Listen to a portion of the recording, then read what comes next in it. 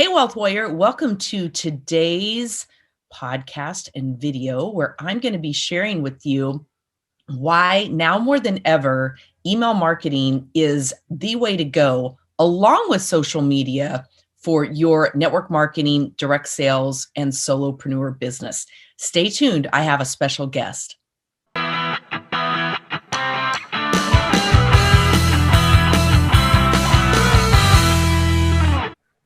Well, welcome, Wealth Warriors. I'm so happy to have you here today. And as I mentioned, I have a special guest. And if you're on Clubhouse, and you know you should be, that's what I've been talking about 24/7 these days. It's like my new addiction.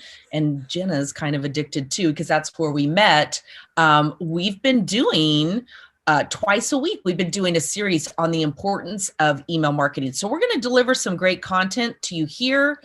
All the details will be in the show notes, but be sure that you follow both of us on Clubhouse so that you can get in on these, ask your questions, and really go real time. So I have with me Jenna Bagley from AWeber. Jenna, introduce yourself, and then let's just talk quickly kind of about how we met on Clubhouse, because I think that goes a long way too, just sharing how collaboration and what you can create through community. Yes, definitely. Hello. Thank you so much for having me. So I'm Jenna, and I am one of the email marketing success coaches at AWeber. And I basically help educate and teach entrepreneurs and creators all about email marketing so that they can take advantage of it in connecting with more people and, ultimately growing their business. But yes, I am also addicted to Clubhouse. I think I have a pretty good handle on it now where I'm being really intentional with it. But we did meet on Clubhouse, and I think it was just the stars aligning that day. And we were both in a room. And if memory serves, it was just a, collaboration kind of networking room, which are some of my favorite rooms on Clubhouse. And I heard you speak, and there was just something that was like, you should reach out to this person. And so I'm a big believer in not only following people on Clubhouse, but also like connecting with them off the app and kind of offline in a sense. So I reached out to you in your DMs and said, hey, this is where I heard you. I would love to collaborate. Let's get a call on the books, learn more about each other, see if, our missions align. And it turns out, to my surprise, that you happen to be a longtime, not only email marketer, but a longtime AWeber customer and one of our, biggest fans over the years. So that's what I mean. Like the stars aligned that day, and we were meant to get connected. And even though I work for the company and you've been a longtime customer, I don't know that our paths would have crossed in any other way. And so that's kind of how remarkable Clubhouse is. And like Jackie said, if you're not on Clubhouse, you should get yourself over there, because there is some incredible connections and relationships being built and a lot of value being dropped. So that's my little unofficial plug for Clubhouse and how we came to kind of be partners in crime here in co-moderating and hosting some Clubhouse rooms twice a week. Yeah, I love it. It's true that the stars definitely aligned, and all of my listeners know that I'm all about that. I do my thought download every day, and I journal, and I, am really about being intentional and paying attention to the signs from the universe of where you need to be. And it was literally meant to be that day. So it was pretty amazing. And yeah, I always, I've been marketing online since 1999, and I've said from day one, marketing online is not necessarily about extending your reach outside of your neighborhood. Even a lot of times people are in your own backyard. And that's, even though you live in Pennsylvania and I'm in Arizona, we were kind of in each other's own backyard in terms of being aligned with a company, same mission, a lot of different things like that, as well as you are also in direct sales. So we were kind of in each other's backyard, but didn't know it. And so we kind of met at the watering fountain or the mailbox or whatever you want to call it. So it's been kind of fun. Yeah. It's so true. Yeah. So it's kind of funny. I'm going to dive right into some content and probably the first question that always comes up. And I've heard people say this forever. not so much until social media came along and became a big deal. And then all of a sudden it was like, yeah, I don't really need that. I don't need a website. I don't need email marketing. I'm just going to build my whole business on Facebook, or I'm going to build my whole business on Instagram and blah, blah, blah, blah, blah. So, I'm a huge advocate. I think email marketing, in addition to social media, it's not one or the other, it's both. But share a little bit of your experience and your thoughts on that and what you've seen. Yeah. So, well, first, let me just back up and say that I've been in some sort of sales and marketing thing, right? Like career from the beginning. And I don't think I ever realized it at the time, but I was essentially using email marketing in all of the industries I was in. So like I was in the wedding services space for a long time. I was in real estate. I was in direct sales, as you mentioned. And such a big piece of it was connecting with people through email. And, it's such a great place to kind of further that relationship. And I always think of social media as more of like an awareness tool, right? Like they get to know about you, they get to know of you, then they really get to know you. But then you want to make sure that you're taking that, just as I mentioned, you should take your Clubhouse connections offline, right? And deepen those relationships with, a call or whatever. You can do the same with email. And you're absolutely right. You should definitely have social media and email marketing and other marketing channels as kind of like a comprehensive strategy to, building your business. And, I'm a firm believer in using all of your tools kind of interconnected to help build off of each other. And so email marketing really, in my mind, it's just another vehicle, a really efficient vehicle to drive people back to wherever you want them to go.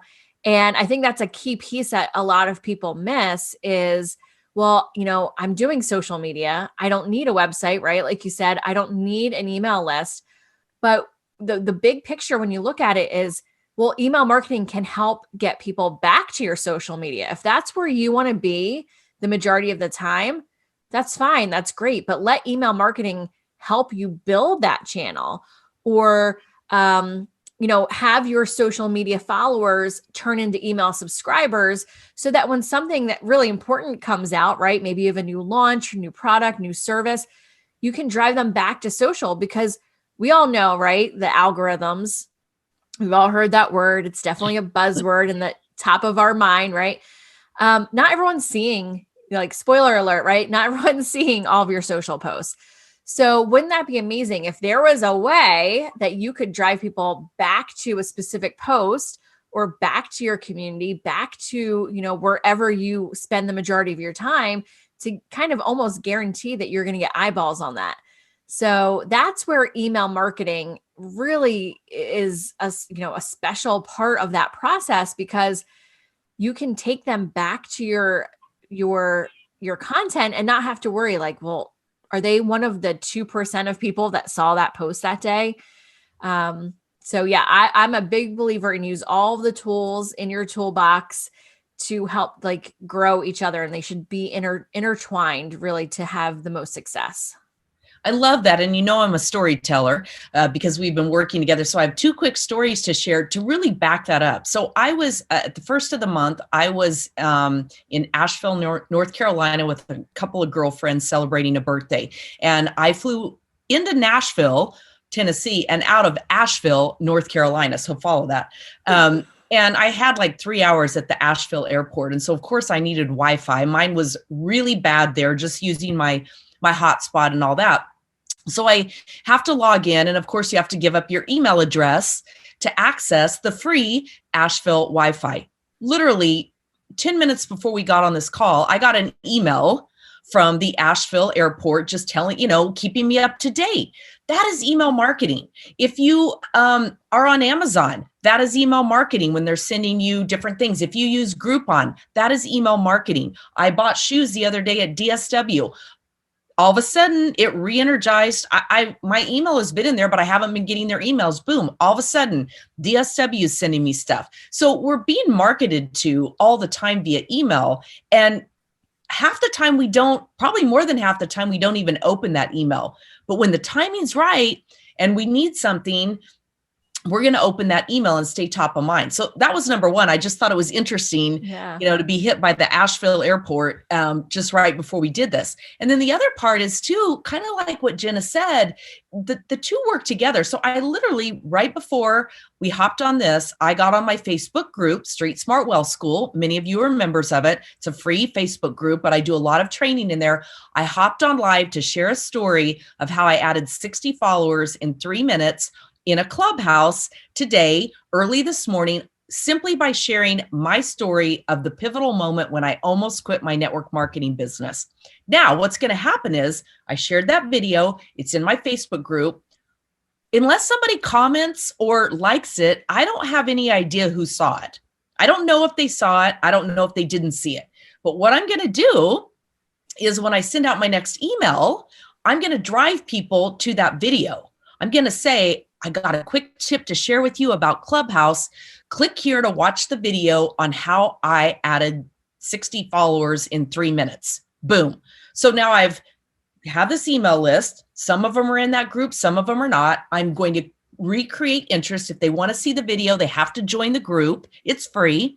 And for those who are already in the group, maybe they didn't see it, maybe they did, whatever, but I'm going to bring them back into my Facebook group, back where they're going to be able to go back through, see what else has been shared in there and, build on that. So also it's such a cool way to really take the content, the time that we take to create the content out on social media to drive more eyeballs to it, which ultimately, using that A word, the algorithms, Yep.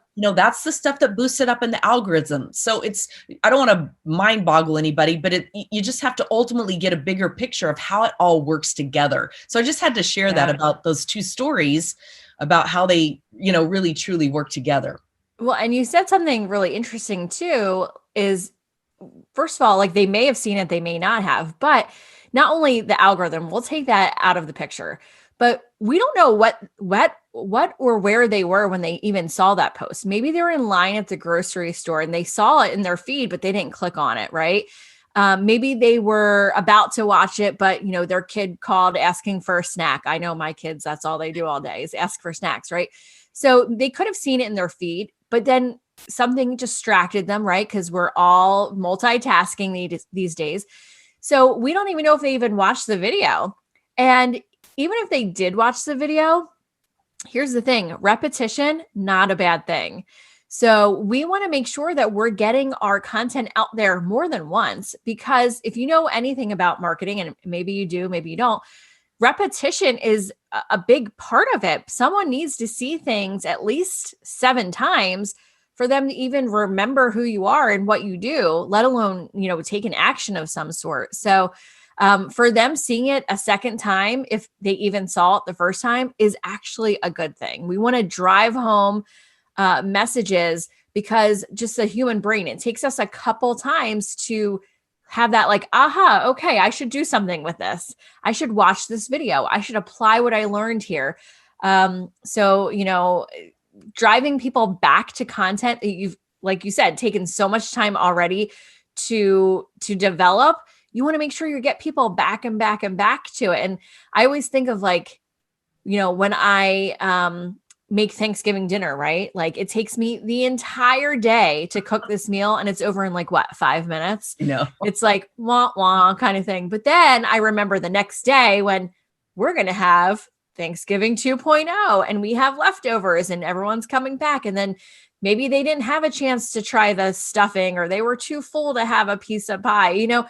There's just like so many opportunities to have a different experience every time you're getting your people to look at your content. Maybe they're going to notice something or try something they didn't the first time around. So just wanted to call that out.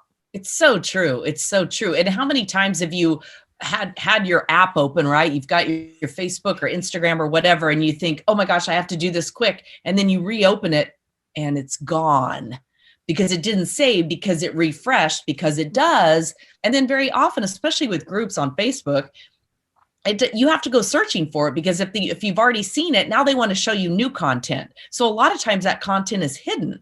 So there's just so many pieces of that really play into it that are so important to understand, not just for your own consumption of it, but also as a marketer, when you're out there, you want to make sure that content is showing up and relevant and doing the work for you over and over and over again. Yeah, definitely. And I think there's something to be said too, that, if you're building your business on social media, and believe me, I've been there and I've done that. So no judgment here, but just keep in mind that you're essentially running all those people on social media.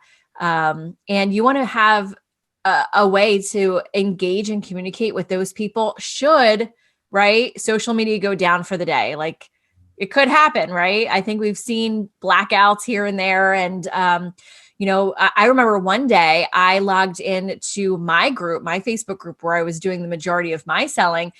And somehow I got kicked out of my own group. And it was a glitch. It got fixed in a few hours, but there was lots of people who were admins of groups who couldn't even get into their own group because they were kicked out as an admin. And so what if you had a big, launch that day, or that was, a day that you planned income producing activities and you couldn't get into your group? How else can you communicate with them if you don't have an email list? And so, just nowadays, and email has been around for a long time, and it's definitely not going anywhere. But can you say that about every single platform? Right? Like, I remember, Jackie, when we first met, you were talking about, and listen, we're going to age ourselves here, but we're talking about MySpace, right? Like, you had said you knew tons of people who built their business on MySpace. And look, I mean, that was like, compared to just like the bigger picture, that was a fleeting moment, right? And I had a MySpace profile. I remember it vividly. But another platform that comes to mind is Vines, right? That was another one that kind of vanished, if you will.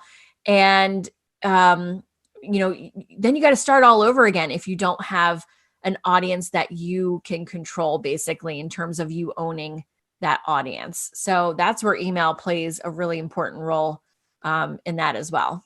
It does, because you own it. And I always say, never build your house on land you don't own. I mean, there's no better way to sum it up. And you don't own your Facebook account. You don't own your friends and followers. They could shut you down at any time. And it's been happening, and we all know it. And especially, I don't want to harp on this, but those in the health and wellness space, they're really cracking down on what you can and can't say right now, especially in terms of the big C, COVID. Like, you have to be so careful about any, even potential claim that you make about what your product may or may not do. Accounts are being shut down. Facebook ad accounts are being shut down. People's reach, it's being diminished. They're being shadow banned, different things like that. And there's nothing you can do about it. There's nothing you can do about it. It may be right. It may be wrong, but it just is. And there's nothing you can do about it. So those are things to be aware of too. Yeah, definitely. Yeah. So one of the questions that comes up is how do we even begin to build a list? What do we do out there that is going to entice somebody to join our mailing list? Because we all know nobody wants to get one more spammy email, right? Yeah, definitely. Yeah, I mean, I think you said it too. Like, no one wants to join your email list. And I tell that to everyone I talk to, and they're like, wait, that makes no sense. Like, you work for an email company, you're saying use email marketing, but you're saying nobody wants to join my email list. And really what I mean by that is, they don't want to get another email in their inbox, but they do want something that's helpful to them. And they want something that they perceive as valuable, or they want you to like transform their life in some way. And so you can do that in a very, quick, easy win kind of way with what we call a lead magnet or a freebie. And it's just a great way to incentivize your potential subscribers to actually join your list with the promise that you are going to give them, incredible information. And that's what they're looking for. They don't want to join a list. They don't want to get emails, but they want to learn something new. They want to solve whatever pain points or challenges that they have. And they want to, ultimately feel like they know you and trust you and that you're an authority or an expert in your space. So I always tell people like, hey, your lead magnet or your freebie is almost like the window shopping. They're kind of taking you out for a test drive to see what you have to offer, how you can help them. And it's a great opportunity for you to kind of prove that authority and expertise and then nurture them into ultimately whatever end result you want from them. So a powerful freebie, right, is just simply something that helps your ideal customer. And you want to make sure you're attracting the right people, right? Who's that avatar of a persona, you could call it lots of different things that you ultimately want to work with, who's most likely to be your customer, and you want to attract them. And I hear too a lot, like, I don't have time to create something like that. Well, you probably already have it in your tool belt, right? It's just great content that you already have that's helpful that you can use to attract more people like that. So you want to make sure that you have something that is in their mind worth giving up their email address for. Absolutely. It's so funny. I always love when I hear that I don't have time to do that. And I always say, well, then you don't have time to be successful either. Because the reality of it is if you're spending 10 minutes or, any amount of time a day, 10 minutes is a way understatement. If you're spending an hour a day out on social media and you're not building a list and you're not offering something of value, get off the platform, take the time, build out that piece of content that you're going to be able to use over and over and over and over and over and over and over again, that's going to monetize your time on social media. So you do have time. You just have to reprioritize your time. We're not going to get into a lot of the specifics because there's not enough time of what goes into a good freebie. You can, join me over in Street Smart Wealth School. You can go to streetsmartwealthschool.com on Facebook, takes you right into my group. DM me on Instagram. We can talk about some of those specific things. Just know that it's not that difficult. What are the most frequently asked questions that you get about what it is that you do? It doesn't have to be long, something short and sweet that entices them, bribes them, as we say, to give up their name and email. So, yeah. And you don't want it to be long, like not only creating it, you don't want to take a ton of time creating it, but you also don't want it to be something that your reader takes a long time for them to consume, right? They're looking for a quick win. So don't overthink it. It's very simple. And just one thing I want to add to what you were saying about like, I don't have time is I talk to business owners and direct sellers and creators and all the time. And they say like, oh, like I don't want to spend time in my email list. Like I want to just keep, selling on social or whatever. But then I ask them like, well, how much revenue can you attribute back to social? How much can you attribute back to email? And I'm like, really look at that, because if you're making the majority of your revenue from email, then wouldn't you want to spend your time or more time on that, on the things that are actually producing money coming in? And so that's really important, is that you analyze where you're most successful. And for many, I bet it's going to be in your email list. It is. And even, I have so many social sellers, network marketers, direct sales who are using Facebook parties and different things like that, Zoom parties, all of that. And that's great. But then what are you doing for the follow-up? How are you really truly being effective with the follow-up? And that email list can be a huge, huge boost to that. And then not only just the follow-up after an event like that, but repeat sales, staying top of mind, having people remember, oh, right, that's who I ordered that widget from, and I need more. And that's, a great way that you can begin to stay in touch with people, through that whole thing, to make sure that you're right there, top of mind, when typically they're going to be running out of whatever that product is. Yeah, like link to the replay of your Facebook Live in your email. Like, hey, in case you missed it, here is a link. And you could even include like for me, I was doing a lot of inventory based direct selling, and maybe I would have a Facebook Live where I'm actively selling, and then I would send an email being like, hey, here's the 5 things that are left. and you could, put pictures and links to wherever. And that creates a lot of excitement, but a lot of urgency too. Like, hey, I got to be on that Facebook Live in real time so I don't miss out and only have those 5 things to choose from. My favorite thing got sold out, whatever the case may be. And so it's just another great way to, again, drive people back. If you want to be on Zooms or on Facebook Live and that's your moneymakers, drive people back to it. Make sure that they aren't just viewing live, but they're watching it again, or better yet, sharing with their friends. That's going to help build your community. It's going to help build your list. It's true. I always say McDonald's and Starbucks are multi-billion-dollar companies because they're open every day. They open at 5 a.m., 6 a.m., whatever, and they go till whatever time at night, every day consistently.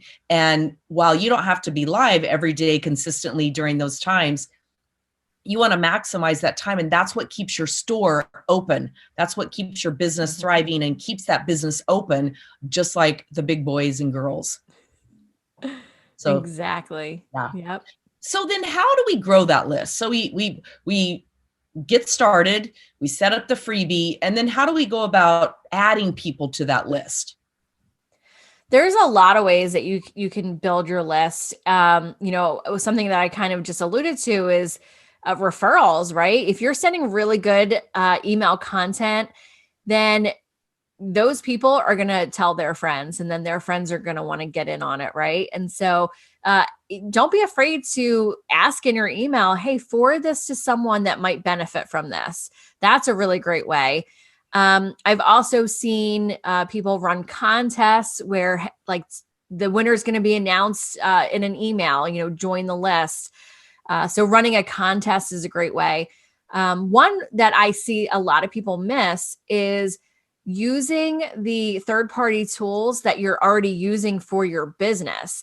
So you can integrate your email list with hundreds of different tools to kind of seamlessly add your people. So like say you integrate with PayPal, or maybe it's an e-commerce site, maybe it's WordPress and you have a blog.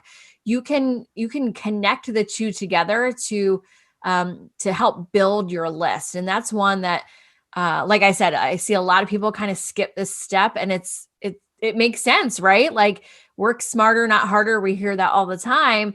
So make sure that everything is connected. You could even have on your business page on Facebook, you can create a tab on your business page and add your email sign up right to your business page, or create a landing page, use that link as your first link in your Instagram bio.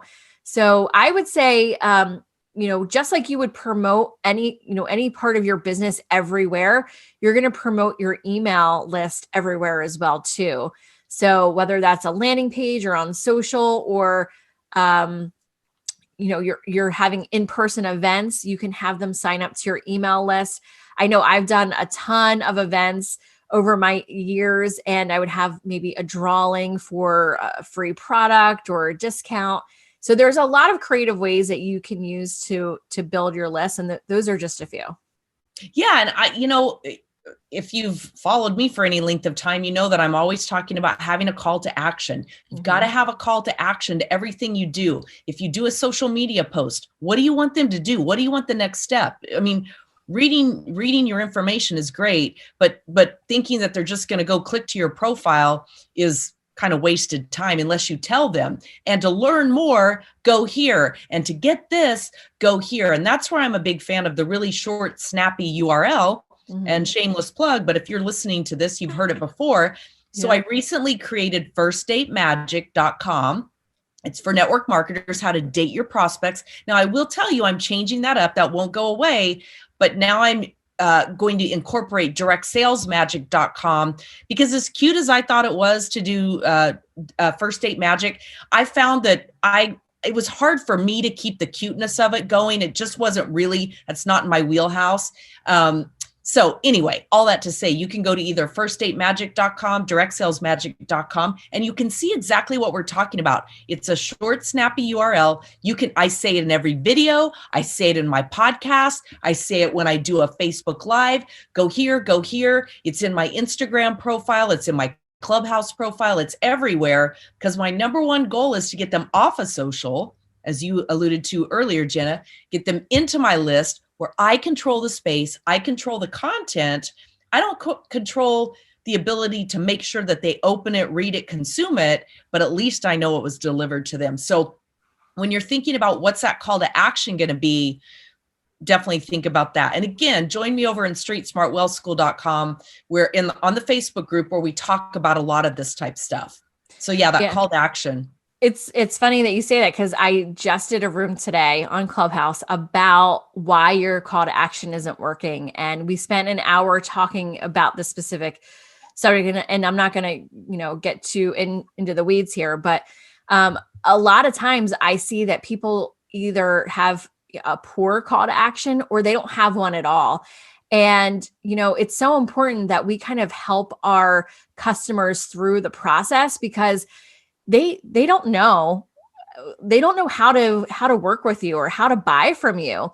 And you have to give them the roadmap to, get from the starting point to the end point. And I think we give our customers a little too much credit in thinking that they magically know how our process works or how to even buy. And I know a lot of times I would reach out, like someone would comment like, I love that shirt. If I had a picture of a shirt, they'd be like, I love that shirt.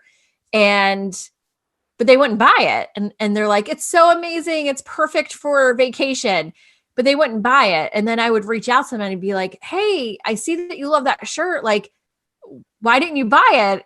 I only have one in that size. And they would say, well, I didn't know how to. And so we need to make sure that we're helping them by giving them really a clear, concise, what we call a call to action to tell them exactly what they need to do. Because sometimes people don't know and they're afraid to ask, right? They're embarrassed or they don't want to bother us. Like, how many times have you gotten that message? Like, oh, I didn't want to bother you, or I didn't want to be a pain, or I wasn't sure, but I didn't want to ask. So make sure that you are helping your customers out by giving them that roadmap. It's true. And you know what? Let's face it. People are lazy on social media. I'm lazy on social media. You've got to make it easy for me to click and buy. And, as I always say, nobody shows up on social with their credit card out thinking, I'm going to buy something today. Right? Plenty of people do buy, but we have to make it easy for them, compelling for them. And these are all ways that we do that for sure. So the last thing before we wrap up, how then do we create interest for them to open the email and create that know, like, and trust? We hear that all the time, know, like, and trust, KLT. How do we go about that? So here's the thing. If you're giving them value and you're helping them with that quick win, which we talked about in that freebie, right? Like you're helping them solve a smaller problem that's going to lead to you solving their bigger problem. They're going to start trusting you because you're delivering so much good stuff for free that they're going to be like, wow, if they're doing this for free, like what the heck am I going to get if I start paying them? Or how's my life going to be better if I start, taking advantage of their offers? And, part of that's going to be relationship building, right? If you're constantly asking them to do something like give me your money in every single email, then they're going to unsubscribe, right? But if you keep giving and giving and giving before you ask, then they're going to know they can trust you. And in terms of opening the email, listen, when you start building a relationship with someone and they really, truly know, like, and trust you, it doesn't matter what that subject line is. They're going to open the email from you, right? Like Jackie and I we've cultivated a relationship over the last few weeks. I know, like, and trust her. If I see an email from her, guess what? It could say whatever in the subject line. I'm going to open it because we now have this kind of relationship that we've cultivated. And you can do the same thing in your emails with your customers and prospects. But with all of that being said, you still want to make sure that your subject lines are clear, concise, to the point, and most importantly, relevant to the message that you're sending. I've seen so many times, and I've had conversations with people in past lives about having these wacky, crazy subject lines, almost like clickbait. And it's like, no, that doesn't work. If your message doesn't align with your subject line, they're going to unsubscribe or they're going to mark you as spam. So make sure that it's, the more direct, the better. Tell them exactly what the email is about. You can be cutesy, you can add personality into it, but you want to make sure it relates. Like I've seen people be like, get this $1 million product for free. And then they open it up and it's like for only payments of whatever. And it's like, well, that doesn't align, right? That's very clickbaity. So you want to make sure that you start that trust building process by being direct and letting them know exactly what the message is and how it benefits them. Always make sure it ties back to them. It's so true. What's in it for me, right? With them. Yep. And it's funny in real life too. You think about relationships, whatever it is, trust takes a long time to build and you can lose it immediately when you do something wrong. So definitely keep that in mind. Headlines are important. Subject lines are important. Value, allowing them to get to know you. We shared this actually yesterday on our Clubhouse, just talking about stories and incorporating little pieces of yourself and building on those shared stories, because all of us have things in common that are, arbitrary on our list. Most of my audience knows I love Tom Petty. So I'm a huge Tom Petty fan, so I post about that.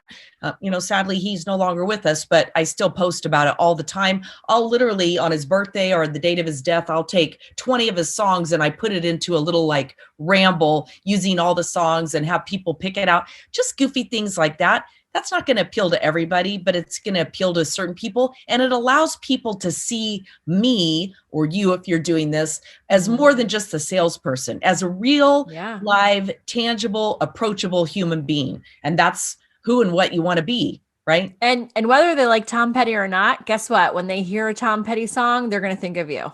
It's true. And they better like Tom Petty. Who doesn't like Tom Petty? Come on. No, okay. Just like, like I've built a community of my customers, right? They know, I think we talked about this. They know where I live. They know my kids. They know their names. They know that I'm a recovering soda addict and 1 year of not having soda.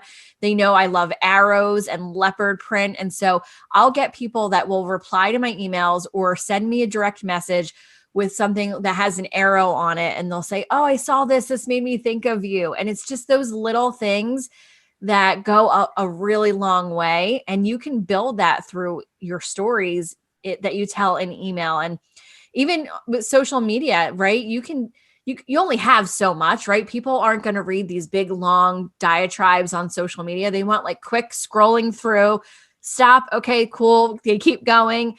Right. But in email, you have a little bit more space to kind of expand on those personal stories. So you could even get into your story and then take them back to the post or, vice versa. So definitely make sure you're using personal stories, because guess what? As a small business owner or an entrepreneur, they want to do business with a human being, with an actual person, right? They don't want to do business with a big box store, or they would have went there, right? So make sure that you're telling your story in a way that benefits them, but feel free to include some of your personality, because it goes into that human element. And they're going to be the ones that not only buy from you, but they're going to buy from you again and again and again and tell their friends, and then they're going to buy, right? So just people want to do business with other people. It's true. And kind of back to the Tom Petty story. I mean, the day he passed away, my cell phone blew up with messages. My Facebook feed blew up with messages. And it was amazing to me how many people remembered that, because I kind of felt like, I don't think I overshared him and my love of him, but I definitely shared it. It was definitely out there. But that really was, again, just another good example of when you build that relationship and you create that shared experience with people, that can come. I mean, that created a ton of interest with people who probably weren't paying any attention to me too. Like, what's the deal? So that kind of stuff can really work for you in a fun way too. Like, what's more fun than just letting your lifestyle be your pathway to building your business? Yeah, definitely. Cool. Well, I think that's a lot for today. Jenna, what's the best way for people to reach out to you? And I know we'll have this in the show notes too. Yeah, so the best way is to find me on social, or you can feel free to direct message me. I'm on Instagram, I'm on LinkedIn. As you know, I'm on Clubhouse. Those are really the best ways to get a hold of me. And there'll be links in the show notes as well if you want more information on, great, now you know about email marketing, but where do you even start? So yeah, feel free to connect with me. I love meeting new people. I love collaborating, and I love taking those connections, as we said, from online to offline. So don't hesitate to reach out. Yeah, I love it. Thanks so much for your time here today. Thanks for collaborating on the Clubhouse calls. I'm totally enjoying that. It's been a lot of fun, getting great feedback on it, and people are getting some real value out of it. So yay Yeah. for us. Yay. Thanks. All right. Make it a great day. All right. Thank you. Hey, if you like what you're hearing on the podcast, definitely join me over in the Street Smart Wealth Academy. We take all of this, everything that you heard today on headlines and, creating that call to action and creating that freebie, all of that. We cover all of that in the Street Smart Wealth Academy. Go to streetsmartwealthacademy.com. Let's set up a time to talk and let's get you going in your business. I appreciate you. Till next time, remember this: hesitation never cashed a check. Good luck to you in your business.